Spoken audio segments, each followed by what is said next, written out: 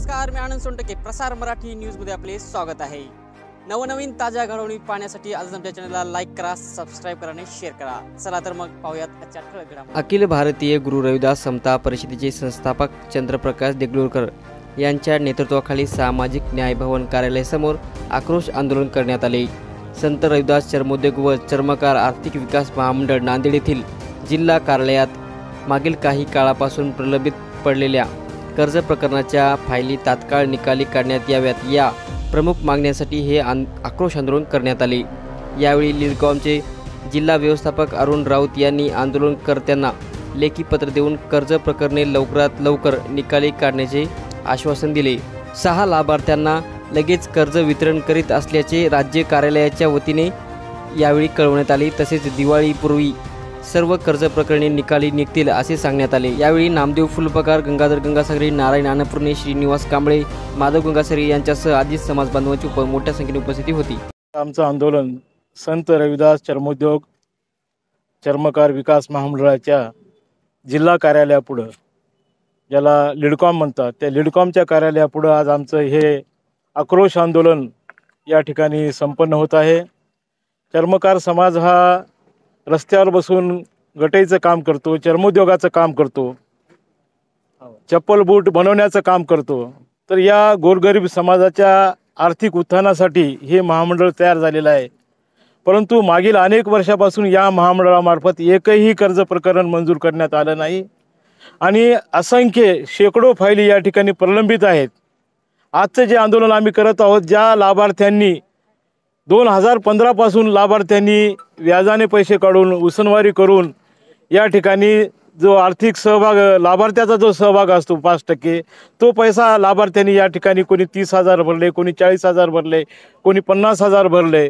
तर हे उसनवारी करून व्याजाने पैसे घेऊन आमच्या लोकांनी या ठिकाणी शासनाकडे लाभार्थी सहभाग भरला. त्यांचंसुद्धा या ठिकाणी आजवर कर्ज देण्यात आलं नाही किंवा त्यांच्या कर्जाची रक्कम लाभधारकाला मिळाली नाही. म्हणून असे या 1-2 वर्षामध्ये 26 ते 27 लाभार्थी आहेत की ज्यांनी लाभार्थी सहभाग भरला पण त्यांचं कर्ज अद्यापपर्यंत देण्यात आलं नाही. म्हणून नाईलाजानं आम्हाला या ठिकाणी आंदोलनाची नोटीस या मुंबईला जाऊन आम्ही व्यवस्थापकीय संचालक कार्यालयामध्ये जाऊन आम्ही या आंदोलनाची नोटीस दिलेली आहे. आणि त्यानंतर मग हे महामंडळ खडबडून जागा झालं आणि त्यानंतर या महामंडळाला जाग आली आणि मग ते आता आम्ही देतो, घेतो, करतो असं या भाषेमध्ये आलेले आहेत. आज या आंदोलनामुळं 8 लाभार्थ्यांचं त्यांनी मान्य केलेलं आहे, चेकसुद्धा त्यांनी काढलेले आहेत, त्यांचं RTGS करणं चालू आहे. आम्हाला यावर समाधान नाही. आमचं आंदोलन हे जे 26 लोकांची आम्ही यादी दिलेली आहे त्या 26च्या 26 लोकांचं या ठिकाणी यादी दिलेली आहे आम्ही. तर त्याप्रमाणे या सर्व लोकांचं जे कर्ज आहे, कर्जाची रक्कम आहे त्यांच्या खात्यामध्ये जमा झाली पाहिजे. तोपर्यंत आमचं आंदोलन चालू राहणार आहे. महामंडळाच्या वरिष्ठ अधिकाऱ्यांशी आम्ही नुकताच दूरध्वनीवरून संपर्क केलेला आहे. तर ते म्हणाले आम्ही तुमच्याच प्रोसेसमध्ये आहोत. आम्ही काही वेळामध्ये आम्ही बाकीच्या उर्वरित लोकांचे सुद्धा जे चेक आहेत, ज्यांची अमाऊंट आहे, ते आम्ही RTGS करून त्यांच्या खात्यामध्ये टाकणार आहोत अशा प्रकारचं त्यांनी आश्वासन दिलेलं आहे. शासन आपल्या दारी म्हणून या ठिकाणी शासन अनेक योजना मागवते, परंतु आम्हाला दुर्दैवानं शासनाच्या दारी यावं लागलेलं आहे, आंदोलन करावं लागलेलं आहे. ही इथल्या शासनाच्या दृष्टीनं शर्मेची बाब आहे. शिंदे सरकारच्या दृष्टीनं ही अत्यंत लाजिरवाणी बाब आहे. करोडो रुपये त्या ठिकाणी लोकांना वाटले जात आहेत, परंतु आमच्या गोरगरीब समाजाला 2 लाख, 4 लाख, 5 लाख, 10 लाख कर्ज देण्यासाठी या ठिकाणी मोठ्या प्रमाणामध्ये टाळाटाळ केली जाते आहे. म्हणून अशी जर टाळाटाळ होत असेल तर भविष्यामध्ये आणखी तीव्र स्वरूपाचं जोडे मारो आंदोलन आम्ही या शासनाच्या विरोधामध्ये करणार आहोत, हे लक्षामध्ये घ्यावं. या ठिकाणी अखिल भारतीय गुरु रविदास समता परिषदेच्या वतीनं आजचं जे आंदोलन छेडलं जात आहे, आमचे नेते आदरणीय चंद्रप्रकाश देगलूरकर साहेब यांनी 1-2 दिवसापूर्वीच मुंबईला जाऊन या आंदोलनासंदर्भात मुख्य संचालकाला निवेदन दिलेलं आहे. आणि त्या निवेदनामध्ये असं म्हटलेलं आहे की जी काही प्रकरणं प्रलंबित पडलेले आहेत ती प्रकरणं मार्गी निघावी. प्रकरणं नुसती मार्गीच नाही तर या महामंडळ आम्हाला शासनानं दिलं नावाला.